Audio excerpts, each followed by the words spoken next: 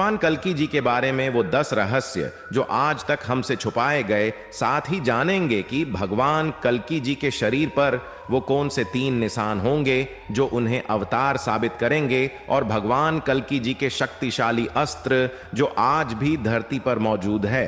दोस्तों, वीडियो शुरू करने से पहले आपसे निवेदन है कि चैनल को सब्सक्राइब कर दे ताकि ऐसी जानकारी आपको और हमको मिलती है। दोस्तों, हम भगवान कल्कि को देख पाए या नहीं ये तो हमें नहीं पता, लेकिन क्यों ना हम उनके जीवन के वृतांत को सुनकर हमारे जीवन को धन्य बनाएं। जब भी धरती पर अधर्म बढ़ता है तो भगवान विष्णु धर्म की पुनः स्थापना के लिए अवतार लेते हैं। हमारे धर्म शास्त्रों में भगवान विष्णु के 10 अवतारों का उल्लेख मिलता है, जिनमें से 9 अवतार श्री हरि पहले ही ले चुके हैं, जबकि 10वां कल्कि अवतार अभी होना बाकी है। तो मित्रों, आखिर कब और कहां जन्म लेंगे कल्कि? भगवान, उनका ये अवतार कैसा दिखेगा और वो इस अवतार में किसका वध करेंगे? कल्कि अवतार से जुड्ढी। पहली बात यह है कि भगवान विष्णु का यह एकमात्र ऐसा अवतार है जिसके जन्म लेने से पहले ही उनकी जयंती मनाई जाने लगी है। दरअसल भगवान कल्कि के जन्म को लेकर कई मत हैं।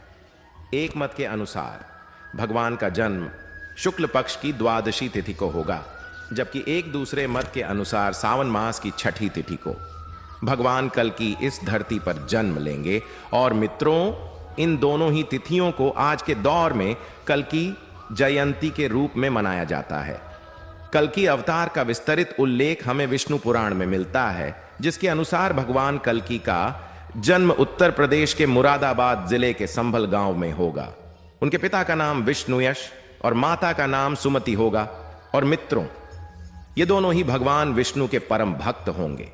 तीसरा, मान्यताओं की माने तो भगवान विष्णु का यह अवतार 64 कलाओं में निपुण होगा। जब लोगों के हृदय में सिर्फ अधर्म भर जाएगा तो भगवान कल्कि ही लोगों को अधर्म से धर्म के मार्ग पर लेकर आएंगे। श्रीमद् भागवत के बारे में अध्याय में भगवान कल्कि की कथा विस्तार से दी गई है। इसमें बताया गया है कि यह अवतार भगवान विष्णु का 10वां और आखिरी अवतार है, जिसके बाद कलयुग का अंत और सतयुग की पुनः शुरुआत होगी। श्रीमद् भागवत के अनुसार भगवान राम की ही तरह भगवान कल्कि के भी 4 भाई होंगे। उनकी 2 पत्नियां भी होंगी। पहली माता लक्ष्मी के रूप में पद्मा और उनकी दूसरी पत्नी रमा होंगी। मान्यता है कि रामावतार के समय अर्थात त्रेता युग में वैष्णवी नाम की एक स्त्री ने जन्म लिया था, जिसने भगवान श्री राम से विवाह की इच्छा प्रकट की। तब भगवान राम ने ही उन्हें विवाह का वचन देते हुए अपने कल्कि अवतार के बारे में बताया था। तभी से वैष्णवी तपस्या कर रही है और उनकी तपस्या समाप्त होने के बाद कल्कि अवतार में भगवान विष्णु ही उनसे दूसरा विवाह करेंगे। चौथा, विष्णु पुराण के अनुसार भगवान परशुराम भगवान कल्कि के गुरु होंगे। इसलिए आज भी भगवान परशुराम महेंद्र गिरी पर्वत पर तपस्या करके कल्कि अवतार की प्रतीक्षा कर रहे हैं, ताकि वो उन्हें शस्त्र और शास्त्र दोनों का ज्ञान दे सके। पांचवा, विष्णु पुराण में इस बात का भी उल्लेख मिलता है कि परशुराम जी की आज्ञा का पालन करते हुए भगवान कल्कि भगवान शिव की तपस्या करेंगे, जिसके बाद उन्हें दिव्य शक्तियां प्राप्त होंगी और उनकी मदद से ही वो अधर्मी लोगों का संहार करेंगे। छठा, मित्रों, कल्कि अवतार के बारे में यह भी कहा जाता है कि वो दुनिया के सभी राजाओं को पराजित कर उनका वध कर देंगे। वो सिर्फ इस धरती पर ही नहीं बल्कि समुद्र पर भी राज करेंगे। सातवां, जैसा कि मैंने आपको बताया कि भगवान कल्कि 64 कलाओं से युक्त होंगे, जो श्वेत रण के घोड़े पर सवार होंगे।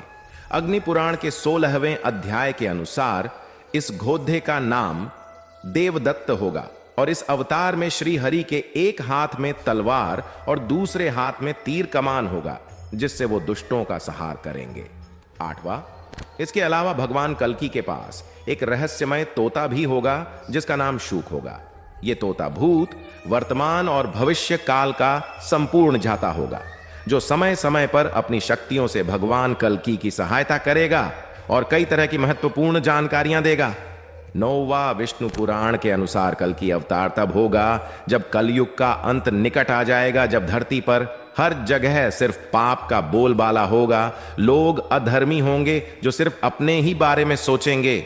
उन्हें न तो शास्त्रों का ज्ञान होगा और न ही उनमें संस्कार होंगे। वैसे मित्रों, अभी कलयुग का यह पहला चरण ही चल रहा है, इसीलिए कहा जाता है कि अभी कल की अवतार होने में समय है। लेकिन कुछ लोग ऐसे भी हैं जो ये दावा करते हैं कि भगवान कल्कि का अवतार हो चुका है और भगवान कुछ समय बाद सबके सामने आएंगे। 10वां मित्रों, जैसा कि आप जानते हैं कि सनातन धर्म में काल चक्र को 4 युगों में विभाजित किया गया है और द्वापर युग में जब भगवान कृष्ण बैकुंठ लौट गए थे तब धरती पर कलयुग की शुरुआत हुई।